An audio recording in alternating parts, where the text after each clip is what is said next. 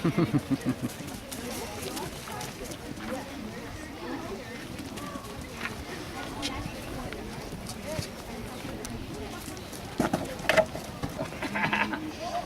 fast. Look at that. He's so fast.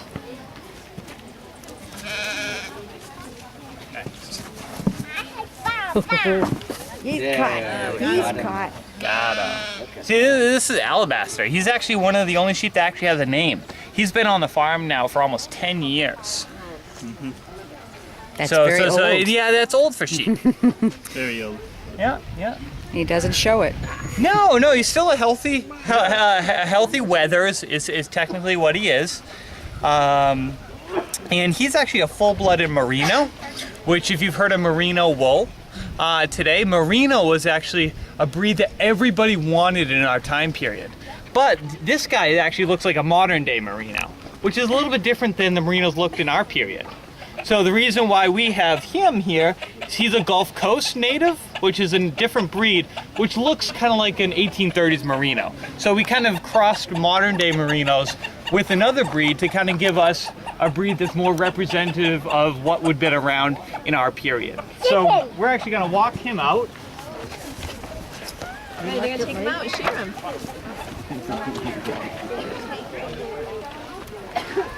Oh, this guy is following. Watch out. Get back. Right, so first chicken! Yeah, let's see the chickens in. Elizabeth, see the chickens? Here comes Lucy. The chicken's right here.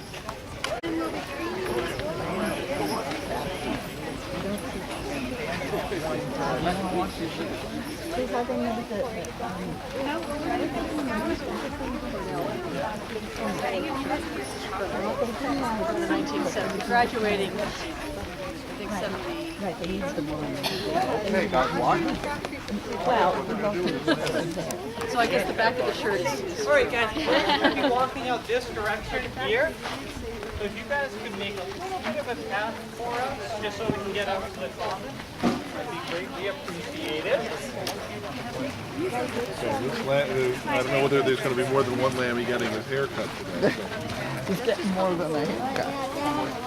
Well, it's over they're doing it several times today, so. So maybe this is the lamb of the hour. Yes. Well, we got a very complete showing of from long wool to yarn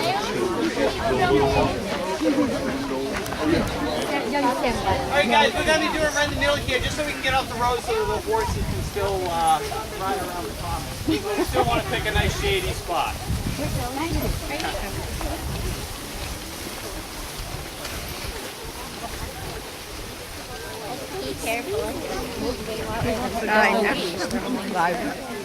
It shall not too close.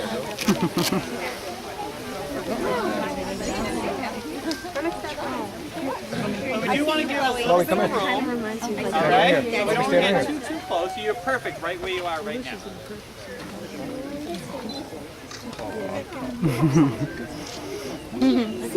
You go front. Those scissors out. 10:30.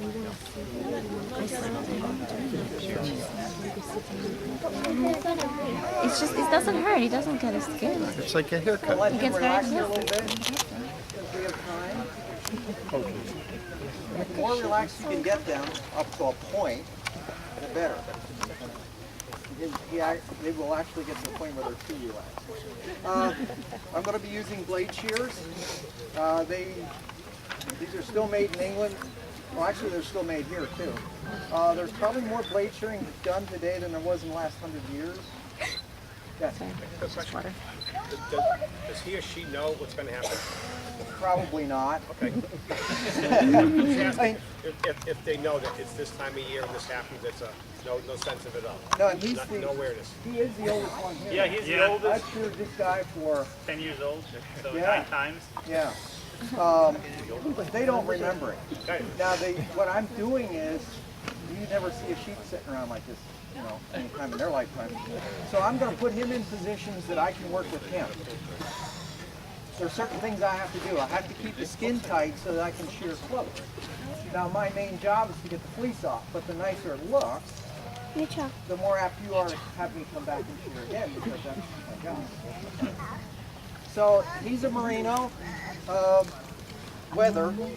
He's got really loose skin, so I've got to really keep that skin tight so I don't nick him. And if I do, don't worry about it. They've got a lot of lanolin in their skin, so that until tomorrow you probably won't even see that. Now, are you ready? Okay. I don't want to let him get too relaxed, because that becomes a problem too, because I need a certain amount of resistance for myself. So I'm going to start on the belly. That's the dirtiest wool, but they would not have thrown that away, because as soon as you put this in water, it's going to come clean, because lanolin is water soluble, and lanolin is what holds the dirt. So I'm going to cut a hole at the start.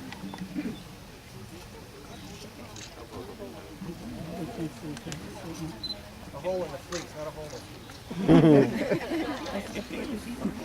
Fleece is white as snow. And as he's working, if you guys have any questions, I'll be happy to answer. And if I don't know, I'll defer the question to Joe. Is merino one of the softest wools? Yeah, it's one of the wools that even in our period was desired. So in the period, a full-blooded merino ram is an extremely valuable animal, because you're trying to get those genetics into your flock. Because the carding machine, or the woolen factories, which are starting to pop up all over the place here in Massachusetts and New England, are paying top dollar for fleeces.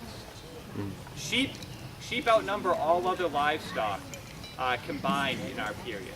Why? Because the price of wool. Price of wool skyrockets. The reason why 1830s is the height of New England agriculture is because of the price of wool. So everybody's trying to raise as many sheep as possible. You could get upwards of 50 cents for a fleece. That's a day's labor. So if you had a half a dozen, It was the biggest bang for the buck. exactly. Because you're generally just pasturing your sheep for 8 months out of the year. So that's a reason why the landscape is one of the hardest things for us to show. And the reason why the landscape changed so much is the fact that farmers are trying to use every little drop of land for pasturing for their sheep. Should they be milking the females or no? No. See all that color? All that white? How much wool do you think this one's going to get, Joe? Oh, he's going to have about 8 or 10 pounds. How much yarn does that make? Well, you figure you lose half of it in dirt. That's the 8 or 10 pounds. So, 5 usable and then you're pounds. going to clean that. You could end up with 3 or 4 pounds of good yarn in a merino. Is it still done this way today? Some. Some, yes. How else could it possibly be done? Well, there's electric shears. There are shaft-driven shears. For instance, I'm taking about 3/4 to an inch. A shaft-driven or electric shears is going to take 3.5 inches wide. 27 strokes. The sheep is done. You're doing one every minute. Oh. What's your cutoff point to say, this one I will shear, this one I will not? Is it a weight or a size or an age? Well, it's, in age, as soon as they're old enough to be shorn, you're going to do it all the time. I mean, there's really not much reason why you wouldn't. The big exception, of course, is a ewe who's around the time when she's going to lamb, about 2 weeks before or 2 weeks after lambing. You don't want to shear them. It's a fairly big stress. Pregnancy as well. How long until a piece of able to be sheared again? 1 year. Yeah, we do it every year around this time. How long, though, does it actually take to grow back the full? Well, this is a year's growth. It grows kind of continuously.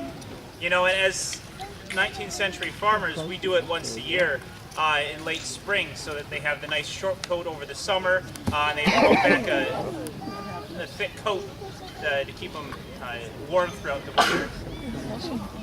Some breeds, you can shear every 8 months, but our breeds that we show are every 12 months. Is it usually one person that holds and cuts at the same time? Yep. It makes it easier, actually. How many sheep can you keep in one feeding sheep? How many? Well, if you had your own, you're only doing your own, or as many or as few as you want to. If you're working in a crew, even blade shearing, you're expected to do 100 a day. Now, you're working under completely different conditions. Not uncommon. They weren't surrounded by a crowd. The sheep didn't ask a lot of questions, right? Does that relax the sheep to be sitting like that? Well, not necessarily. Remember when I said at the beginning, I have to put him in positions that he's not used to being in so that I can control him. Oh, he's confused a little bit? Yeah, you don't see sheep sitting like this. No. Did you get paid for sheep or per sheep? Payment for sheep? Generally, if you're an itinerant shearer, you're going to get paid by the head. And even in 1830, you have itinerant shearers coming back from Australia already. Wow. Because the English Empire used Australia as a colony, and they found they could produce wool very cheaply, which they still do today. The bulk of your wool in the world is grown in Australia and New Zealand, goes right to China. And that's because they have flocks of wethers, which is what alabaster is here. But you want wethers because that's where your most, the most wool comes from, and the most, what do I want to say, wool that's the same all the way through. So if you have a flock of 25,000 wethers producing 10 pounds per sheep, you've got 250,000 pounds of wool that's identical. Wow.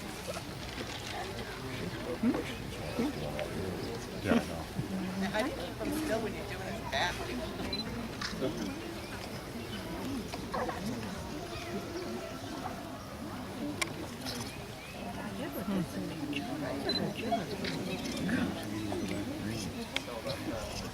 How long will the wool grow if not shorn? It'll just keep growing. It would actually get to a point where the sheep, if it rains on it, the sheep couldn't get up. You'll have that on some long wool breeds. Is that attractive to bred into domestic sheep? Because I mean, it doesn't seem like it would work on wild sheep. No, it doesn't. They shed their wool, as did all sheep at some point. And then we bred them to hold that because we wanted the wool when we wanted the wool. Before that, you would gather it.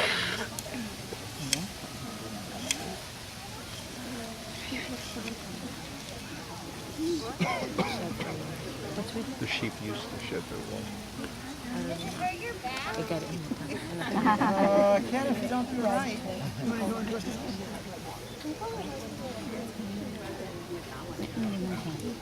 This guy takes extra long because he's got a lot of head wool, leg wool, belly wool.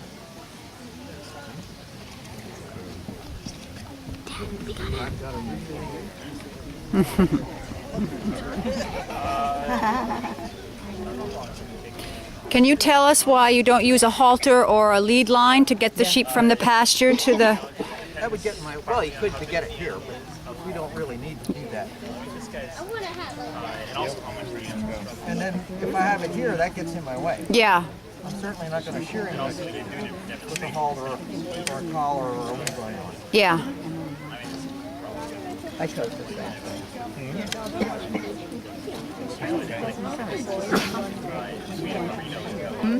He's happy. Here was the guy selling. If he didn't have his coat taken off when it rained, it would be so heavy that he wouldn't be able to get up. How long do you think it's going to take? And in the summer, that thing would get awfully hot. I know, but so pretty much it's like a people every single day. Momentary discomfort.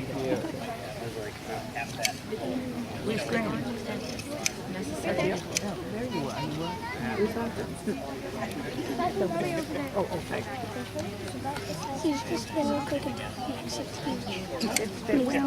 It's taken him 10 minutes to do this. He's going to Maybe a half an hour. You follow a regular pattern? Look how white it is. Depends on the sheep.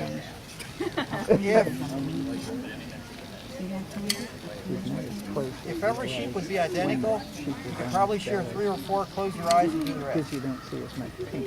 This guy, I only do him once a year. It's the only merino I do anymore. So I've got to look for loose skin. And he's actually a little heavier than he's been in the past. I've got to let him lay out a little more than I normally would.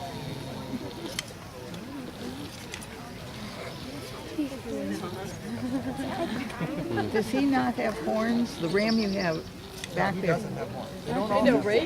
What's the difference between him and the one with the curling horns of the back? Well, it's a different breed. What's the breed that? This is merino.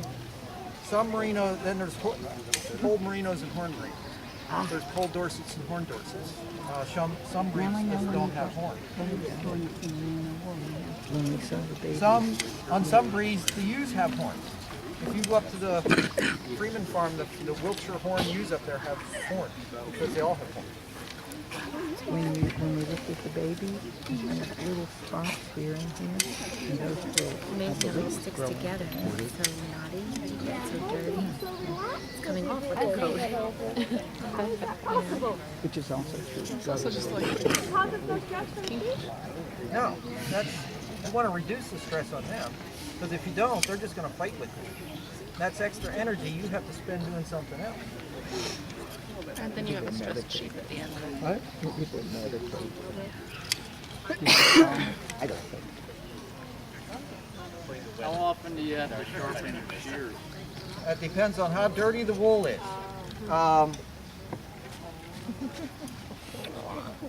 Maybe every 10 head or so, I'll go on with a stone, piece of granite.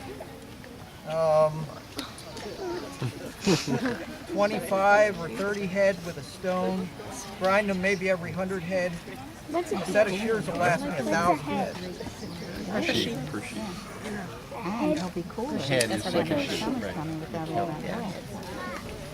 Because before you said they could shed it now. Tired?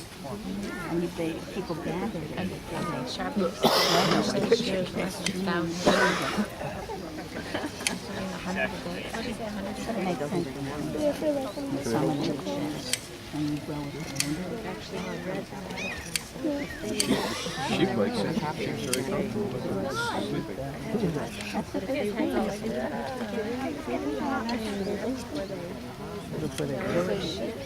I would assume they would if they're trying to get the most, they're all, I'm sure, most amount of money for the per head.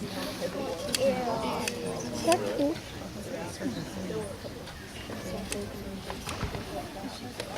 So since you bred these sheep to hold the wool till humans shear them, Right. if they were left wild, would they lose their wool naturally again? No, nope, Oh boy. nope.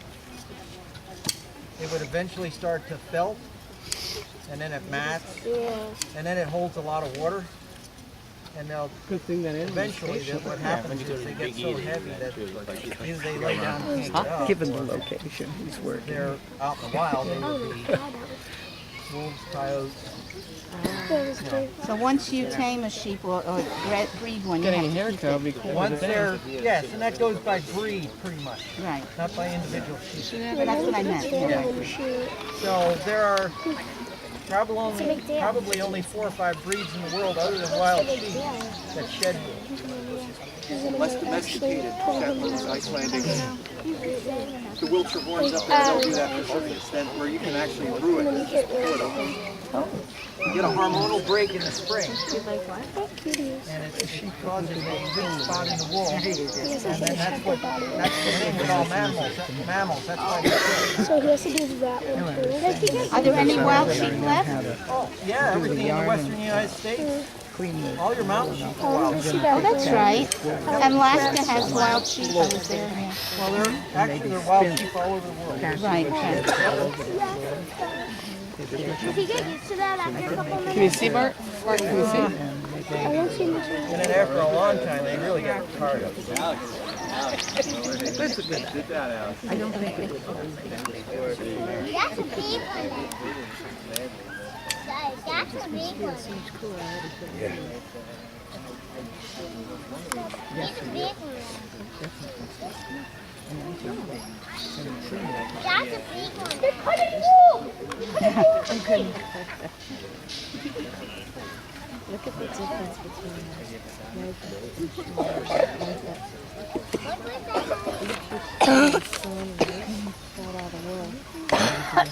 Yeah. Take it before and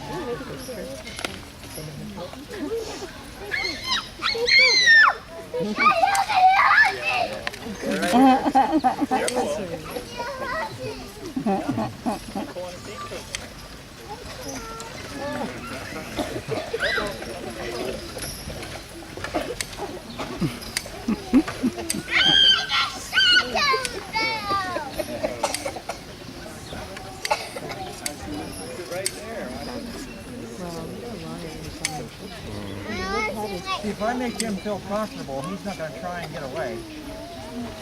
I have to keep, well, and I'm not, the only thing I'm holding him with is my legs. I'm not even touching him with my arm.